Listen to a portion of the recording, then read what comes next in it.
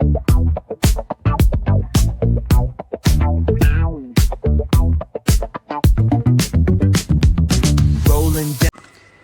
guys, welcome back to my channel. So in this video I'm going to talk about those student who just cleared their 12th class, जिन्होंने अभी 12th में मार्च में अभी exams दिए हैं and उनके पास बहुत सारा एक्सेस टाइम है, like April, May, June, July, this are the 4 months, 4 से 5 महीने हैं उनके पास.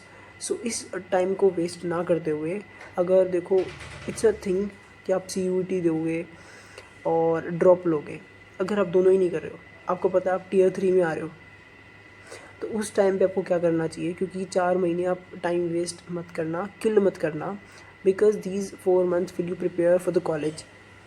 अब कुछ लोग होंगे जो डायरेक्टली कॉलेज में जाएंगे और कुछ लोग होंगे जो थोड़ा बहुत प्रिपेयर होकर कॉलेज में जाएंगे. So when you enter in the college, तो आप देखोगे कुछ होंगे जो बहुत शार्प माइंड से प्रॉब्लम को सॉल्व कर रहे होंगे, कुछ वो होंगे स्लो लर्नर, टॉर्टोइस की तरह धीरे धीरे काम करेंगे. So that will make you stand out कि आप कैसे थिंक कर रहे हो, कैसे सोच रहे हो, लॉजिक को कैसे बिल्ड कर रहे हो. So that is the phase plan, March to August. So first pick one language, pick any language, Python, Java, C++, कोई भी लैंग्वेज पिक कर लो. आई रिकमेंड पाइथन कर लो बिकॉज बिगिनर फ्रेंडली है एंड मोस्टली कॉलेजेस में शुरू भी यहीं से होता है, पाइथन से शुरू होता है, तो आप बिल्कुल वहाँ से शुरू कर सकते हो. जावा भी कर सकते हो और C++ भी कर सकते हो. That totally depends on you कि आप मेरे अंदर कितनी कैपेबिलिटी है लर्न करने की लैंग्वेजेस की. आई एम नॉट सेइंग आप मल्टीपल लैंग्वेजेस करो, but pick any one language and stick to it. At least कुछ टाइम तक तो स्टिक रहो ताकि आप बेसिक और कोर फंडामेंटल्स को अच्छे से सीख सको.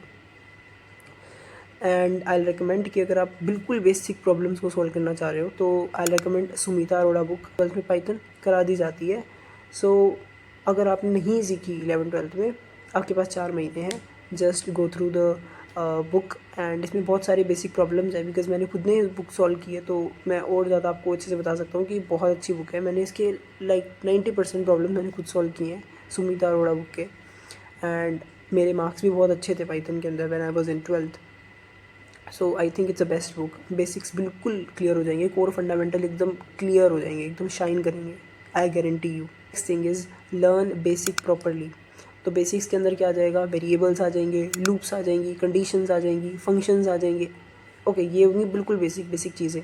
इनके एटलीस्ट 20 से 25 क्वेश्चंस की प्रैक्टिस कर लो. हर एक टॉपिक के कम से कम 15-20 क्वेश्चन तो एटलीस्ट प्रैक्टिस करते रहो. डेली के कुछ करते रहो, लगाते रहो, ताकि आप लॉजिक को बिल्ड करना सीख जाओ, क्योंकि कॉलेज में आप इसी चीज़ को फेस करोगे एंड वहाँ पे आपको बहुत टाइम लगने वाला है फिर. सो मेक श्योर आप पहले कर लो. एरेज, स्ट्रिंग्स, बेसिक्स कर लो. एटलीस्ट 1 महीना तो दो ही इन सब चीज़ों को करने के अंदर. The next thing is start basic problem solving. जब आप इन सब चीज़ों को अच्छे से कर पाओगे, बेसिक्स को अच्छे से हैंडल कर पाओगे, the next thing you have to start is Geeks for Geeks and LeetCode. तो वहाँ पर आप बेसिक्स और इजी प्रॉब्लम को सॉल्व कर सकते हो. हो सकता है कि क्वेश्चन देख के आप समझ ही ना पाओ क्वेश्चन कहना क्या चाह रहा है, क्वेश्चन का आउटपुट कैसे आ रहा है, क्वेश्चन के अंदर लॉजिक कैसे चल रहा है, लॉजिक बिल्डिंग कैसे करनी है, वो कुछ समझना है. हो सकता है आपकी स्पीड भी कम हो जाए उस टाइम पे, समझना है और आप डिमोटिवेट भी हो जाओ. सो मत होना, ये चीज़ें सबके साथ होती हैं. टाइम देना, जैसे आप क्वेश्चन कर रहे हो तो एटलीस्ट उसको 15 से 20 मिनट दो. नहीं बन रहा तो भी आप लेके बैठे रहो कि क्यों नहीं हो रहा. पेन लो, पेपर लो, स्टार्ट ड्राई रन इट. जो आपने कोड किया, जो भी आपके पास रफ स्केच आप ड्रॉ कर रहे हो आपके माइंड के अंदर, उसे ड्रॉ कर लो कि मैं ऐसे सोच रहा हूँ, ऐसे ड्राई रन हो रहा है, ये सब चीज़ें हो रही हैं. ड्राई रन ज़रूर करना उस चीज़ को, ताकि आप सोच पाओ कि कहाँ मिस्टेक हो रही है. जब आप इतनी चीज़ें कर लो तो फिर आप DSA में हल्की फुल्की एंट्री मार सकते हो. और उसके बाद आप कोर DSA के टॉपिक्स उठा लेना, जैसे एरेज के कुछ हल्के फुल्के ईजी से आप मीडियम की तरह शिफ्ट हो सकते हो.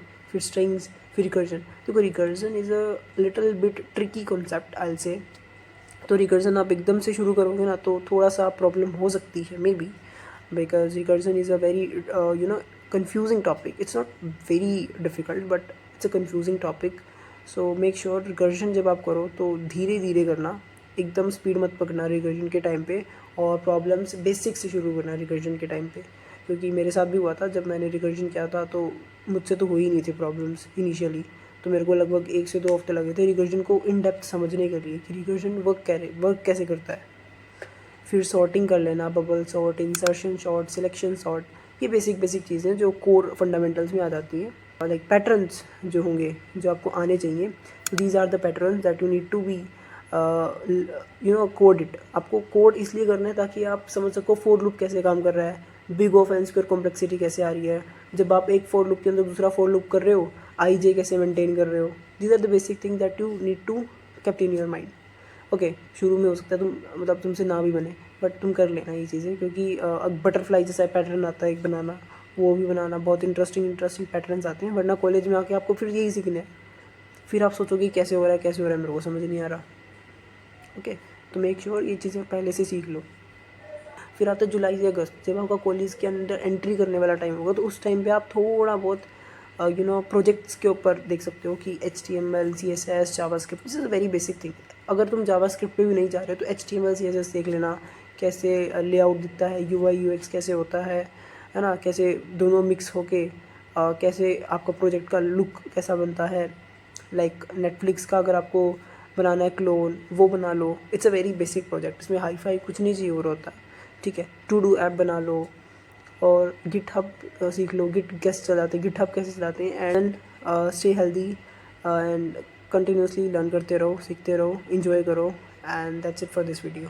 Thank you.